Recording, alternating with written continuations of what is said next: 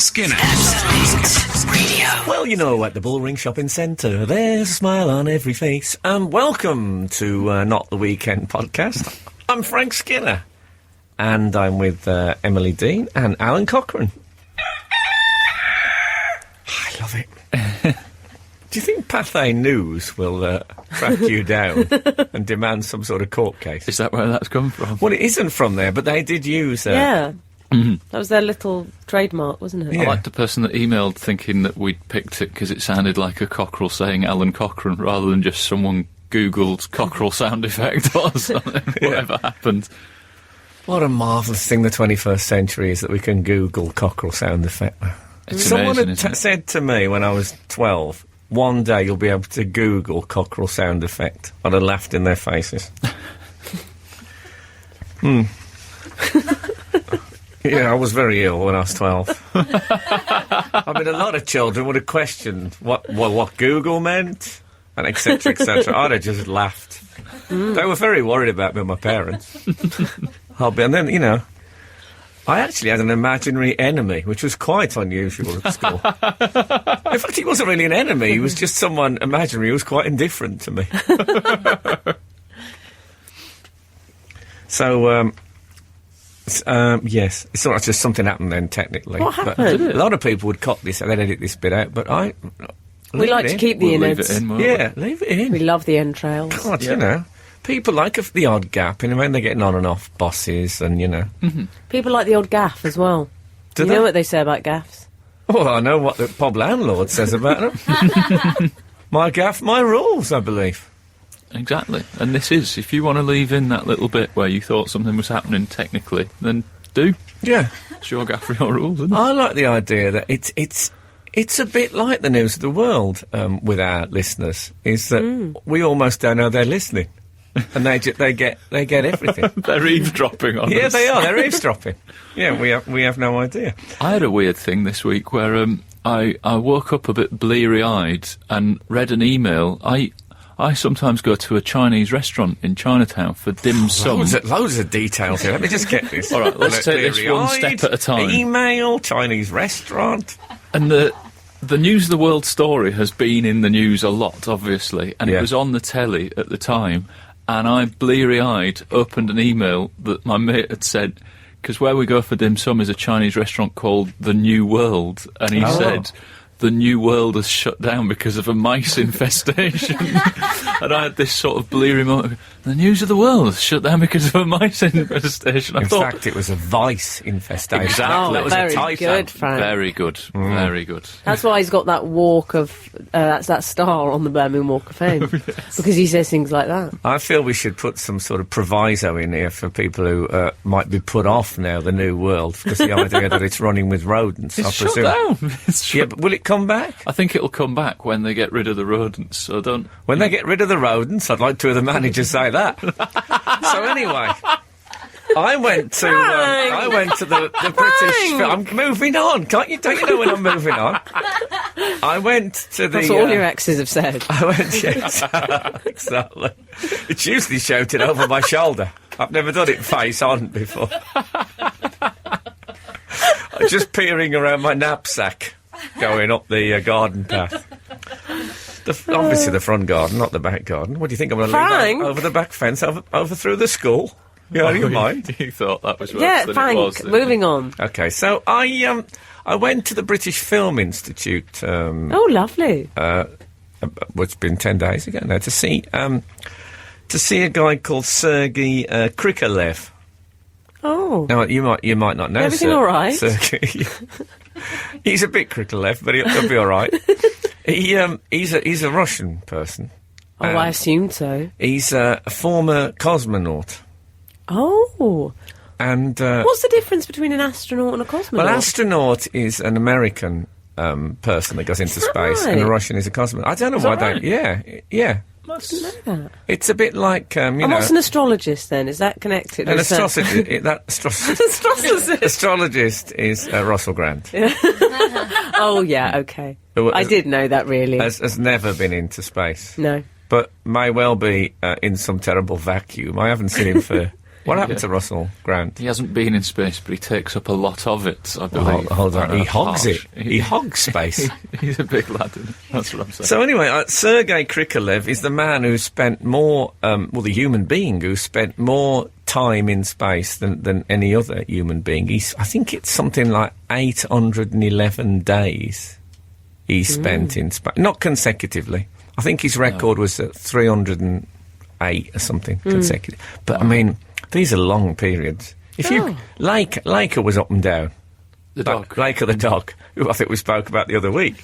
Love who, Laika. he actually never came. He came back, but only his smouldering carcass. He wasn't the same.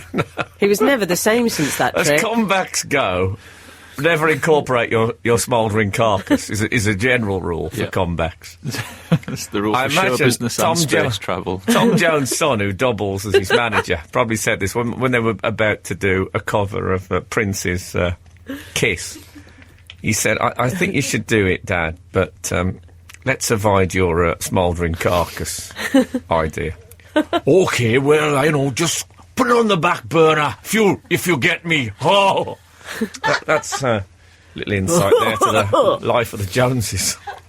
So anyway, what was I talking? Oh yes, Sergei. He spent. Laika.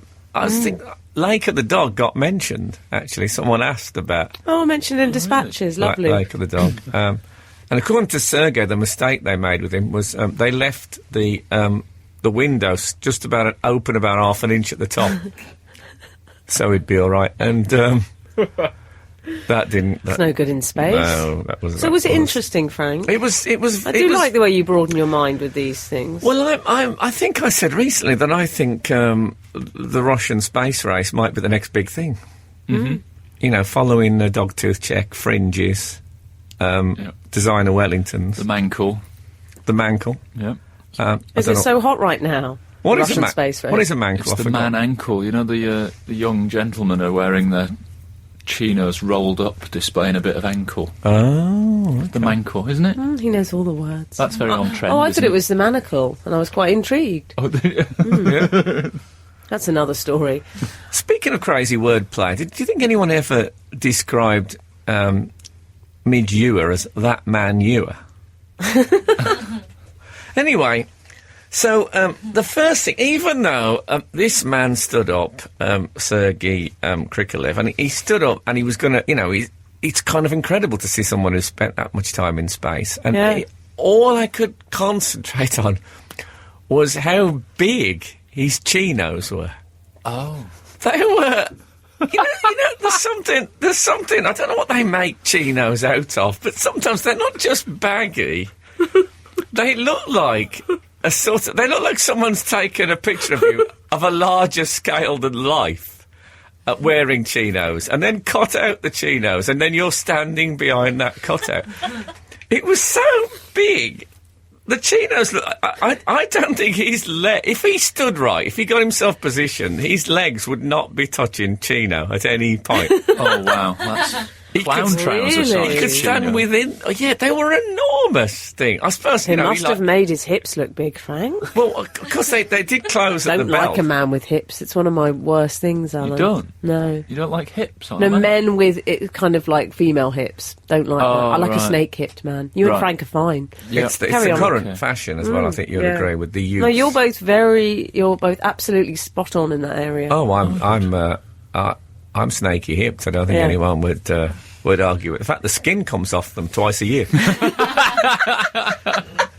Anyway, I couldn't get over... I finally got over the chinos and then started to listen to what he was saying. About how long in? I've probably spent, I'd say, between 12 and 15 minutes just looking at the chinos. Can I ask, Frank? Thinking, is he suddenly going to jump out of them in a fabulous sort of Russian acrobatic troupe? With one of those jetpacks from the James Bond film. Exactly. And he's got like a smaller pair of chinos. And then it's the old Russian doll. Russian doll. It's the Russian chinos is the new thing. And he'll steadily get out till he's got a pair of Mankle chinos on. Nice. But Frank, quite seriously, do you think he's used to wearing the sort of astronaut garb, isn't he? He's often in baggy stuff. Yes, he doesn't like a Ronnie Wood TJ. No. He wants space to move around. Well, you're right. I mean, he's... TJ hygiene there. Yes. His shirt was... When you come to mention it, his shirt wasn't... That was quite voluminous as well. Was it chambray? I see him in chambray. He had. I tell you what he had. He had a shirt which, if I was not mistaken, I wasn't in the front row, but I would not be surprised. Sounds like no one was with those chinos. well, they sat amongst the chinos, the people in the first 3 rows. This is a festival. Yeah, but from where I was, I would say there's a strong possibility that his shirt was brushed denim. Oh, fabulous. But, Russia. And how old would this man be? Because the chino's a risk at a certain age, isn't it? Well, he's no, that's the Chindits you're thinking of. They were a risk. I'd say he was about my age. Oh, right. So he's probably still in control. Yeah. He looked. There was no marking on the chinos. Right. You could wet yourself in those chinos and wouldn't reach the outer. So it just run down your leg. Oh, it reminds me of a song my dad used to sing, Ike McLike McLegging. Ike McLike McLegging, Ike McLike McLegging. They took him to school and he stood like a fool and wet right down his legging. Beautiful. That's been given a cosmonaut twist. It's had a remix. He was... Then he said, now go and scrub your teeth with salt. Exactly. So he was accompanied, Sergei, by... I don't know if you remember, I believe she's the only UK... astronaut. I don't know if we had our own. We didn't have cosmonaut or astronaut because we were had no UK. money, love. No, but we didn't have a name for him because there's only one. No. I don't know what she'd have been. Space. Well, you're right, Frank. It depends who she was. If she was with Russia, so she's a cosmonaut. So she was a part-time cosmonaut. She went up with Sergei. Anyway, Helen Sharman. Helen Sharman. So somebody said to Helen, wow, it must have been a fabulously spiritual experience to be in space. I mean, to look down on Earth, to look around you, and the stars are right there. And she said, I think it's astronauts, they're not really that kind of person. We're picked for our calmness, more than anything else. And it really drained...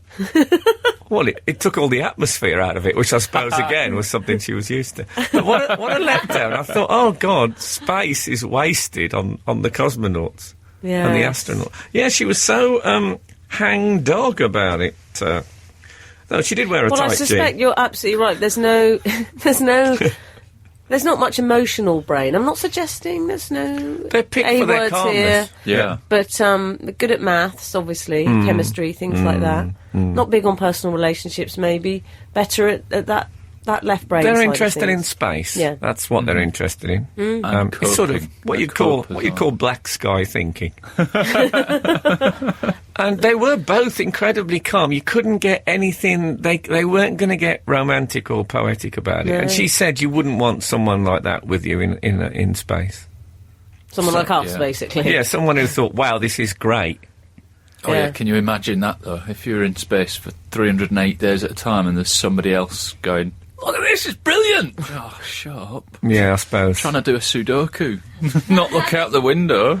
Well, I don't know if I ever told you about my two-man mission to Mars. No, you haven't. With Timmy Mallet. That was a bit like that. You have got a lot of stories, though. Yeah. But they're not all quite like that. Yeah, Some of them are. The capsule, it was a split windscreen, bright red frame. and off we went. Hawaiian design on the outer casing. Of course, Yeah. No, as I think I mentioned before, I am a child of the space race, so I get very, very excited about it. I remember leaving my house in Albright Road, 35 Albright Road. So it makes me cry when I think of a childhood. Whalley, West Midlands. It wasn't really my childhood. I was probably about 20, and I was just making my way up. That makes me cry for different reasons, that part of your life. Yeah. And the old guy who lived next door went, there it is, look. There it is, pointing at the sky. Mm-hmm. And I said, who are you? No, and I looked up, and there was the space shuttle on the back of a jumbo jet. On the back of it. No. Yeah. Right in Birmingham? Riding, it went over Birmingham. I didn't land. Wow. Yeah, I mean, you're aware of this. It was a sort of a goodwill trip. It went around on the back. Frank. Not dissimilar to when I graphed the smaller piece of soap onto a larger cake of soap That's in what the I shower. call the Michael Collins type area. What the... That shuttle bit. It's like the extra bit, isn't it? Well, Michael Collins was the man who, obviously, as I think we all know... The loner. Apollo 11, he had to stay and pilot while the other two went on the moon. I think of that as my role on this show, if I'm honest. No. Oh, not having that. I just Well. did that so you said that. Oh, Well- good. Well, we both. But Frank, I tell you what doesn't appeal to me We about... wouldn't have a woman driver, would we? Well, I seem to have opened the script to the Likely Lads. I apologise. My mother was in that. Was she? Yeah. Brilliant. Frank, I tell you what doesn't appeal to me about space. It's just very dark and quiet. And I'm a loud sun worshipper. So Yeah. to me, it's sort of everything I despise. Well, the sun is there. Well, that's true, but you don't get the benefit. There's no loungers. There's no No loungers. Soho House loungers. I'm trying to get a tan in a for you. spacesuit. No. I think what we've learned here is that it is not the holiday for you. You won't be saying that when the Virgin space thing Galactic. starts. I've You'll got contacts as well. Yeah, you'll be Yeah. desperate. Frank's been invited on that. No. Yeah, he has. He doesn't want to go, he's scared. Well, no, you say that, but I'm... if I did get asked, I don't think I'd be able to refuse, because I think I'd spend the rest of my life torturing myself for the fact that I'd missed out on an opportunity. Well, but I- I'm not I one can of these arrange it. people who goes on the radio and says, send me a free bra. Do you know what I mean? Still waiting for that bra. Frank, I'd like at this point to read out an email we received. Well, I'll make myself comfortable. Please do. It's from Luke Thomas. He's noticed that you have an unlikely look-alike. He sent a picture. Now, obviously, this being radio, I'm afraid our listeners won't be able to see the picture, but they can Google it when they But hear the I've name. always thought there aren't enough look-alike jokes on radio. But most people have an idea of what you look like. They can So, find out. yeah. Google images. This character that you look like, Luke sent the picture of him. He says, need I say more? It's a link to a Wikipedia page. And he's an 18th century political economist called David Ricardo. Yes. He does really look like you. He really does. I love the idea that I look like an 18th century political economist. I can't great. believe no one's brought this up before. Me neither, because in a certain light, David Baddiel looks like Adam Smith. There you go. It's perfect. Pure Adam Both Smith. credited with systematising economics. Do you think I could get lookalike work? To be brought on, say if you was at, I don't know, London School of Economics Christmas party. Come on in a three-cornered hat to a big raucous round of applause. That shindig, that sounds like the party to go to, doesn't it? Never mind your invite I from think it's the only party to go to if you're a David Ricardo lookalike. You don't get asked out much. You're not going to do the Only Way is Essex after show, are you? True enough, true But enough. Frank, I thought that was quite a strange name for a... Can you imagine Amy Child saying, "Blimey, I thought that was David Ricardo when you came in." Who do you think you are, David Ricardo? Frank, yeah, it was an unusual name, quite a sort of louche name, I thought, for an 18th century economist. More Coco Cabana character. Exactly. Don't you think? David Yeah. Ricardo. Yeah, he could have been the third person on Blind Date, David Ricardo. Baseball hat and spandex. I looked him up. Oh, yeah. Because I'm always... I mean, Intrigued. people pretend that they go, no, people always say I look like... But in fact, they're very thrilled to look like someone else. I don't know what that is. If you tell anyone they look like someone else... Like, there was a guy I met who... he did the Lee Mack show. And he looks like Nick Cage. Oh, yeah. Except he's completely bald. Okay. Now, Nick Cage... is it? Have I got the right bloke, Nick Cage? The Oh, no, actor. darling. Yeah. Yeah, In he's in Las Kick-Ass. Vegas. Yeah. Oh, yeah. Yeah. He looked like him, but as I say, he was completely bald. Nick Cage has had a hair weave. Right. So he looked like... I didn't make this point. He looked like the Nick Cage that Nick Cage doesn't want to look like. Nick Cage has had quite a bit of expensive surgery to avoid looking like this lookalike. So it's the sort of the picture of Dorian Gray. He should live in Nick Cage's attic, which I imagine would be quite a place. The old Lisa Marie Presley pictures lying around in the dust. Yeah. They were absolutely wonderful. One thing I noticed when I looked up David Ricardo's Wikipedia thing, apart from the fact that he looks a bit like me, is that it had a list of friends and associates, one of whom was a man I've never heard of, but it was called Richard Conversation Sharp. Was he an 18th century local radio DJ or something? I don't know, but I hate him, Alan. Already. That was Richard Conversation Doll. Not Richard Conversation Sharp. Frank, I know that he was a pub bore.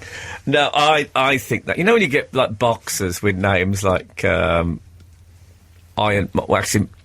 Mike Tyson is at the beginning. But you get things in the middle, like Carl the Truth Williams, I always really liked. Alan the Cockerel Cochrane. Yeah, exactly. Alan the Dave Death of a Clown Davis, the lead guitarist with the Kinks. Oh. That's what his brother always said, and now we got a song from Dave I can't say Death of a Clown. Dave Death of a Clown Davis. There it is, I've said it. We're not editing it out. No. It's staying in. So, yeah, I love how marvellous to be. Your nickname is Conversation. Richard Conversation Sharp. I bet he was good company. Do you? Oh, fuck. I hate him. Do you? I've never hated anyone more violently. What, than Richard Conversation Sharp? Yeah. I know I would hate him. He's a pub bore. He'd wear a comedy Simpson socks. He's awful. I think you quite like... I think she's called Sue Chit Chat Atkins. That's more you. Or Gavin Gossip O'Hara. I think another one of your favourites. No. My dream is that one day, maybe in 5-10 years' time, I'll be known as Frank Levitation Skinner. Emily Nightmare Dean. Well, it's funny because I did think. So I don't think it's good to choose your own nicknames. I think that's the kid. They say that Paul Ince, when he was at Man United, decided to be called the Governor. And told people. But I did have a think about if it was commonplace to give people that middle bit in their names. So I thought it would be, what about this, Alun Common Sense Cochrane? Yeah, I'll take that. And I thought Emily 8 for 8:30 Dean. Suggests a socialite. I like that. Yeah. I love that, Frank. And can I just say, a great time to get a table. You chose the right time. Well done. There you go. 8:30. It's a very hard time to get one. Yeah, good. But I'm going to look further into Richard Conversation Sharp because he does sound like my kind of guy. I want to meet him. I like that you've bothered with the alliteration because, frankly, he didn't. Why? Well, Emily 8 for 8:30. Yeah. And then I like that. Whereas Richard Conversation Sharp, there's no alliteration there. He was lazy. Well, Alan could call a child Common Sense. Yeah. Common Sense Cochrane. Common Sense It works really well. Is brilliant. My second born. I don't have many lookalikes, but I have had a... Well, you do in Scandinavia. Oh, yeah. I sometimes... There was a point... I should point out, I think, when Alan was on the show as a guest, I'd been to Iceland, and he really does have that look of the Faroe Islands, Iceland type of person about him. Well, I always thought I had a look of Olaf Melberg, who used to play for... who was it? Villa. Yeah. But he had a far better beard than me. I got quite a bit of beard envy before he left. Have you ever tried a beard, Alan? I've tried a beard, but it's not as good as Olaf's. No. Google images again. For I like you clean cut. I think it's better. You. But I've had a couple of mistaken identities this week where people have thought I had a very strange moment where They didn't think you were the baseball correspondent. No. But okay. I was at my brother's house, and he's only lived there. He's only lived there for a little while. And he said, "Who are you?" But did I say brother? I meant long lost brother, estranged brother. But his he lives in a house that is rented by the rectory. It's a man of the cloth, and he lives there, but he hasn't lived there for very long. So he lives in a rectory. Yes. Okay. I walked in, and this man came over and said hello. I said, "Oh, I'm not him. I'm visiting." I'm just here for... And he went, all right, sorry, I didn't see. And then he gave me some post that was my brother's and said, I'm sorry, this arrived, and I opened it without opening. I was thinking, how many mistaken identities can you have in one transaction? And so he'd opened his post. And then that evening, I phoned a taxi in Bristol, and the taxi company said, what's the name? I said, Alun. And he went, OK, Mr. Patel, he'll be with you in 5 minutes. How can you mishear Alun as Mr. Patel? Oh, really? You weren't doing the voice. I did no voice. No, okay. Maybe he heard West Yorkshire and he's au fait with waves of immigration in the United Kingdom. Well, they do have a chart, I think, at Minicab Central. A strange moment. That is. I suppose being mistaken for your own brother is not... No, that's fine. And my mum is incandescent with rage. Where is Candescent? Yeah, it's a bit of West Yorkshire. When you said she was incandescent with rage, I thought she was in a gay club in Barnsley with the girl band Rage. It's amazing, this skill. You're like Russell Grant or something. She overheard Absolute Radio last week, and somebody on air said, listen to Frank and his team, Emily and Gareth. And and you can imagine a mother hearing that thinking, yes, well, of course. Do they not know that my Cuts son right through. Cuts like a knife on the floor. She was threatening to tweet. I don't know what she was thinking. What, you're not serious? She said, I want you to tell Frank, otherwise I'm going to go on Twitter and tweet. But she said it in a Scottish accent, and it sounds even more menacing. Yeah. Very menacing, yeah. So, sorry, if Alan's mum is listening. The hen, we call her, I think. She probably gets called hen. That's a very does Scottish get called thing. hen, yeah. Perfect. Your mum called hen. What could be more perfect than that? So we're sorry, but not everything's updated immediately at Absolute Radio. You should see the carpet. And from that laugh, you'll know that was completely serious. So yeah. So Frank, I got busted last week. The band? No, okay. but good ref. Yeah, I miss Charlie. I got busted this what happened week. to Charlie after he left Busted? I don't know. He was ever so lovely. I know I'm just going to cut out that bit of Emily saying I miss Charlie and use it as a trailer for when we do a biography on the show. Many a true word. Yeah. You got busted for doing what exactly? I got busted. It was in a social context. So I'd arranged to meet a friend, and I think it was on a Thursday, and we decided to meet each other, and we didn't speak till about 2... Well, we didn't speak. It got to about 2 o'clock. No word from her, no word from me. Now, I don't know about you guys, but when that happens, I start to think, maybe we won't speak. Maybe, because as I get older, to be honest, Alan, I'd rather have a night in watching the Murdoch hearings on Sky Plus, never to be deleted. Again. Yeah. I had some pork medallions from M&S Count on Us in the fridge. Did you? Did they come with chains? Do you have to get them separate? I'm thinking you could mount them on a string of sausages. Well, that's what Lady Gaga did, didn't it? Yeah, well. And I was actually looking forward to those medallions. So I thought, I'd quite like it if she doesn't call. Well, then it got to 4 o'clock, Frank, no word. Now, at that point, can I tell you what happens, guys? It's called a UNB, which is the unspoken mutual blowout.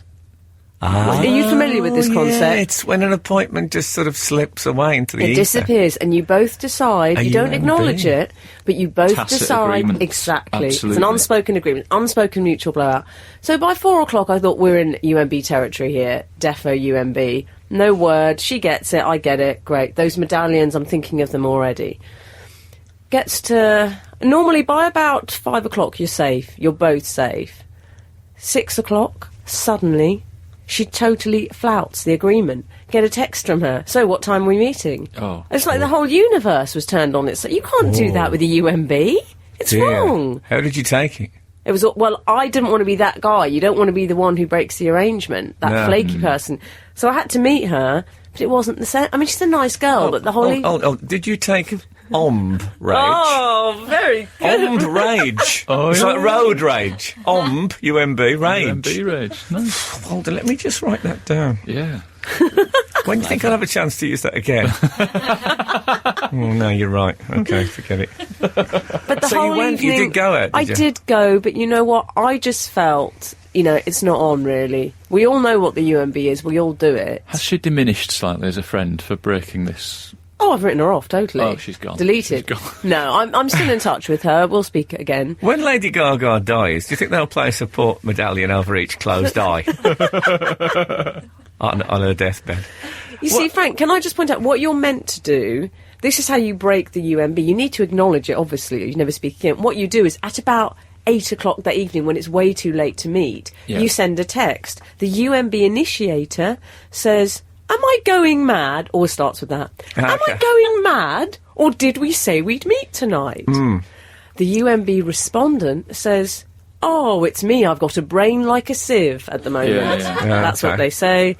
Let's rearrange. But then it's difficult, isn't it? Because sometimes you just cannot trust your friends not to be uber efficient, and you go, am I going mad? Are we meant to meet tonight? And they go, yeah, I'm in Wetherspoons. Where are you? I've been sat here for an hour and a half. I wouldn't trust my super efficient friends to not stitch you up on the UMB guilt complex.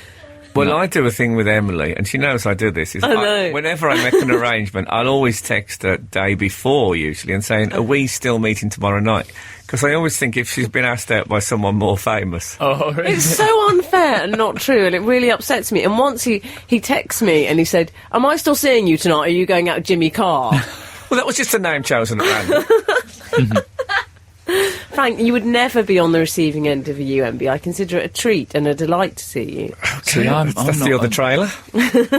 I'm not often a UMB person, but with the caveat, when hungover, I think different rules apply. You can kind of go, well, let's just not speak of any arrangements that I've made for a 24-hour period, surely. Oh, yeah. That seems fair enough, doesn't it? But I'd be horrified if I was getting into staying in mode and then had to go out. Oh, yeah. Well, you can't the have trouble.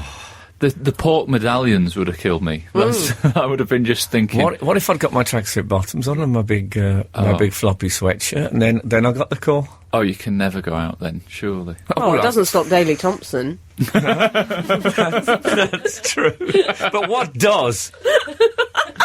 That is a great reference, because didn't he turn up in jogging bottoms to the Sports Personality of the Year I think award? I think at a wedding. And everything. He went to a wedding, but he did wear a white shell suit as a kind of a... And the jogging bottoms. I might have cut the picture out. Might be somewhere stuck on my fridge. That's brilliant. Near a christening font. Well, I did do you remember that TV show, The Bobble? I think it did one series, and you had to be locked away for 4 or 5 days. and you then had Vicky came. Corrin and, who was the other man? Reginald D. Hunter, I was with. And we... so I just remember at the time I said, yeah, you remember, what's his name? Reginald. Oh, Frank. Oh, God, I haven't done that for a long time. Yeah, well, when you're in the bubble, because you have to be kept away from all the news and everything, you have to hand them your phone, laptop and everything, and they keep that away from you. That's how it works. And when they gave me my phone back, I'd been in there for 5 days, and on my phone I'd had 2 texts and 3 emails in 5 days. And that's a bit what my life is like. I think my friends, they tend to be in my heart rather than my appointments book. Do you know what I mean? Yeah, I know. That's nice. I've got friends that I never see from one year to the next, but I still feel very close turned to a negative into a positive there. haven't you? Yeah, You've exactly. Turned it into a bit of poetry. It's They're not love, getting in touch, love but- without inconvenience. They love me, yeah. That's my motto. No, but it's, that feeling when you just honestly, I still care about them, Yeah. and meeting them again might only diminish that. Yeah. Why risk it? That's my view. Have we heard anything else from the outside world? Yes, we have. We've had an email in, actually, Frank. And I know we were talking about your other Luco-like, David Ricardo, the systematic economist. Yeah. But this is to your other lookalike, Frank and Ulrich. What is a systematic economist? Does that mean that some of them are a bit haphazard? Yeah. The non-thorough economist, that's what you want. It's a sort of grease lightning thing. I like that someone was known as the slipshod economist. Why can't I look like him? He's all maverick and individual. Oh dear. This is dear Frank. This is from Neil. Was listening to your great podcast in my car on Monday when I heard that must have been a couple of weeks back. When I heard one of the long ones. That's what he means by the great podcast. Do you mean like the Wall of China? Yeah. Is it that kind of analogy?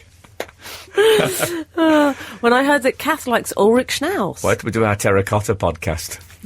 Looking forward to that. Ulrich Schnauz. Oh, God, to say that my girlfriend Kath likes Ulrich Schnauz is something of an understatement. Obsessed. I mean, she is obsessed with it. Ulrich Schnauz is a German shoegaze music. When I say shoegaze, I don't mean those sort of men say, no, you look really good in here. I mean, it's shoegaze music he does. And sort of, to me it sounds... I don't know what that means, I'm sorry. It's a sort of a dark trance music. Okay. Are you with me? Very much so. Ambient. All right. Yeah. So Neil says... There's a lot of ambience. There was that night when he didn't turn up because there was an ambient strike. No, sorry, yes. German. Neil says, I'm a huge fan myself. Ah. Yeah. Went home, looked out a picture of him on his website. He does look like you. Really? He's not the best looking. Great to know of another fan. Go on, play a track of his on your show. You'd get brownie points. Keep up the great work. He also says, by the way, a new Ulrich Schnauz collaborative album was released recently. May I suggest it as a surprise present for Kath, if she doesn't know about it already? Well, she will know she about will. it. Believe me, she'll know about it. And as for brownie points, what about this reef knot? Of course, you can't really see it on the podcast, but I'm pretty... Look at that. You pull on that. Pull on that. Does it budge? No. Taut. Yeah. Oh, well, I couldn't eat anything else. No, well, I went to... I've seen Ulrich... We discovered Ulrich Schnauz together. We were at the Big Chill. I don't know if you're aware of it's a festival, isn't it? Yeah, it is. It also, I think it's the first time I met Dr. Fox. It was what I felt. But we won't go into Big Chill. Yeah. Yeah, I don't know. I sensed hostility first time. Did you? He thought. Right. But anyway, this is too big a story to go. He thought. Yeah, He johned, as I say. Yeah, he did. John thought. Yeah, he had the bad leg and everything. But I went to the Big Chill, which is a festival in sort of in Midlands, Worcesterish, and with Kath. And we, you just wander around the festival, and we heard this music, and it is good, Ulrich Schnauz. And we went, and I sat and listened, and it was great. And Kath stood dancing in a kind of ethereal way. I mean, it was... I think I've mentioned before on here about that bit on Tom and Jerry when the cat... when the cat smells fish, and the vapour goes up his nostrils, and his legs leave the floor. And she went to a whole different plane. I'm not worried about repetition, by the way, because I think it was The Fall in their song Repetition who spoke of the 3 R's: repetition, repetition and repetition. Brilliant. Anyway, it was great. So we've been to a few gigs together, and she's such a fan. I was with her once, and he does quite small gigs, and we saw him near the bar, Ulrich Schnauz, and I said, I'll introduce you. Not that I know him, but I thought... So I went up and introduced her, and she was very nervous, and he was very German, and that was that. But the next time she saw him, she went over, and I don't know if you know about this, Em, she gave him a bit of a hug. He's got quite long hair, and as she gave him a hug, some of his hair went in her mouth, and she retched. So she sort of, said, I'm a massive fan of yours. And he said, oh, yes, of course, I remember you. And they hugged, and she, right next to his ear as well. And it hasn't, I don't think it's gone so well since. Because she found an email number, and she emails him and talks about... I think he's terrified of her, to be absolutely honest. But aren't we all? No, I think he thinks that she's a stalker. Oh. Where he's got that idea from, I'll never know.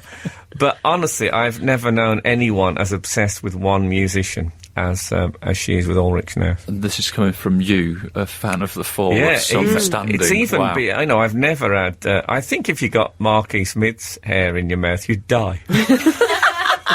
without even retching, just immediate death. There'd be no wretched. You'd be dead before you hit the ground. This is Frank Skinner on Absolute